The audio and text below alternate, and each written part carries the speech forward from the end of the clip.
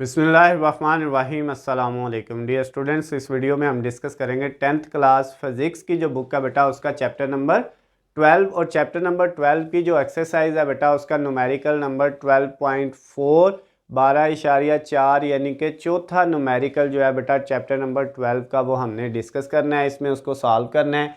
इसमें बेटा given data हमने लिखा हुआ है, लेकिन पहले हम स्टेटमेंट को पढ़ेंगे, उसको समझेंगे और फिर बेटा देखेंगे इसमें हमें क्या कह रहा है, हमने कैसे इसको फाइंड करना है। तो बेटा 12.4 वाले की जो बुक में स्टेटमेंट लिखी हुई है, कहता है find the focal length of a mirror that form an image. क्या कह रहा है बेटा? Find the focal length. Focal length आपने फाइंड करनी है इमेज की। ये बेटा आपने फोकल लेंथ फाइंड करनी है, इसको हमने लिख लिया, ये हमने मालूम करना है। उसके बाद क्या कहता है? Of a mirror that form an image 5.66 centimetre behind a mirror of an object placed at 34.4 centimetre in front of the mirror। Mirror के सामने एक ऑब्जेक्ट पड़ा हुआ है जो मिरर से कितने फासले पे है? 34.4 सेंटीमीटर है। तो बेटा जो ऑब्जेक्ट का फासला है उसको P से लिखते हैं, वो है 34.4 सेंटीमीटर। और कहता है बिहाइंड द मिरर, मिरर के पीछे एक इमेज बन रहा है, forms an image behind the mirror.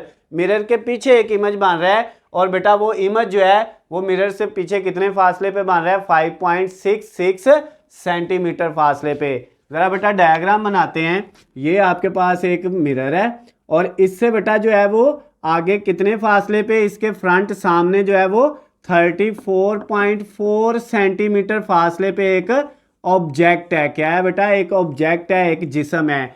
और इस जिस्म की इमेज इस मिरर के पीछे बन रही है बेटा, बिहाइंड द मिरर। और कितने फासले पे बन रही है वो बेटा? 5.66 सेंटीमीटर फासले पे बन रही है। क्लियर होगी बात? तो ये बेटा जो मिरर के सामने जिस्म है उसका फासला P से लिखा जाता है और उससे पीछे जो इमेज बनेगी उसका फासला बेटा Q से लिखा जाएगा। वो ये आ गया। और फोकल लेंथ हमने फाइंड करनी है। ये बेटा स्टेटमेंट थी, इसको हमने समझा। अब इसको सॉल्व करते हैं। कैसे सॉल्व करना है?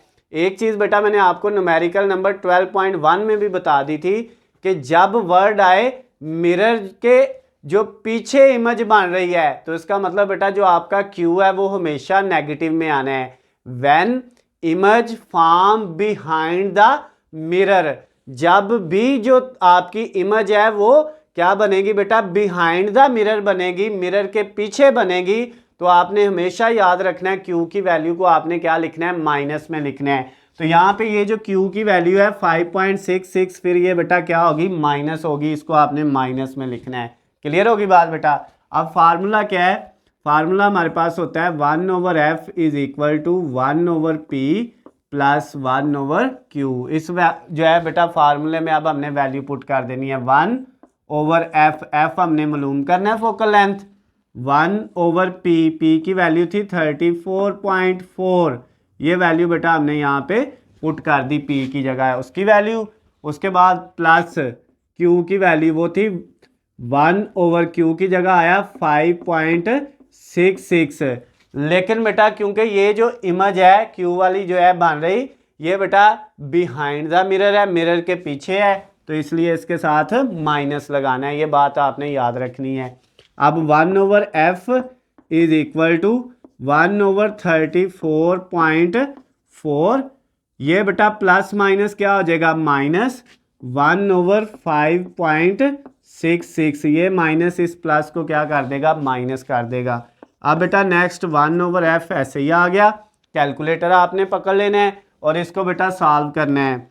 1 को डिवाइड किस पे करेंगे? 34.4 पे बेटा। जब इस पे आपने डिवाइड किया तो ये आपके पास आ गया 0.02907। ये वैल्यू बेटा आ गई इसकी माइनस। अब 1 को डिवाइड किस पे करना है? 1 डिवाइडेड बाय 5.66।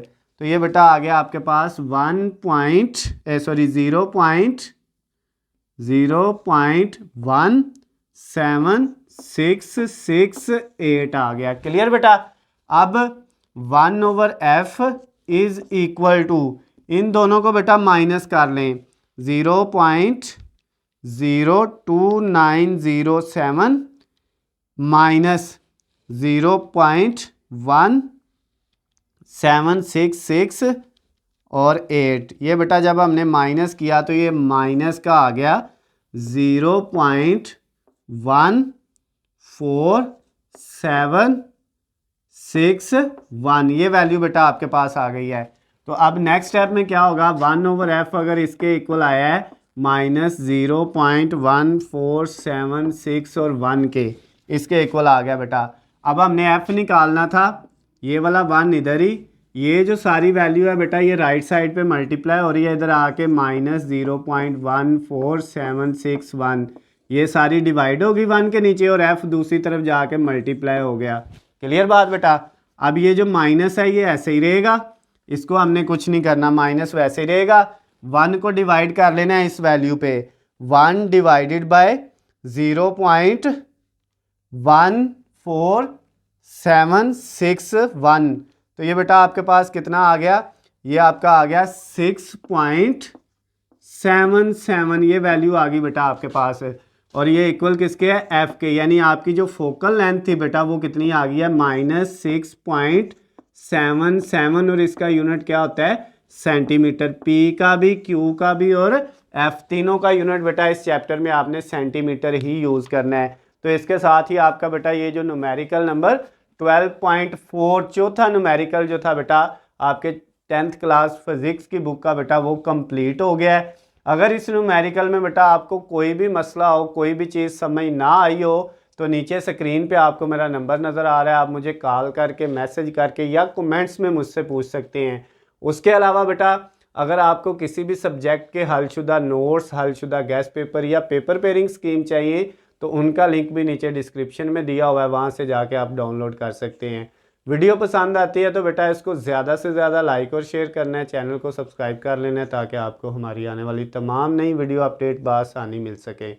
अल्लाह हाफिज़, खुश रहे।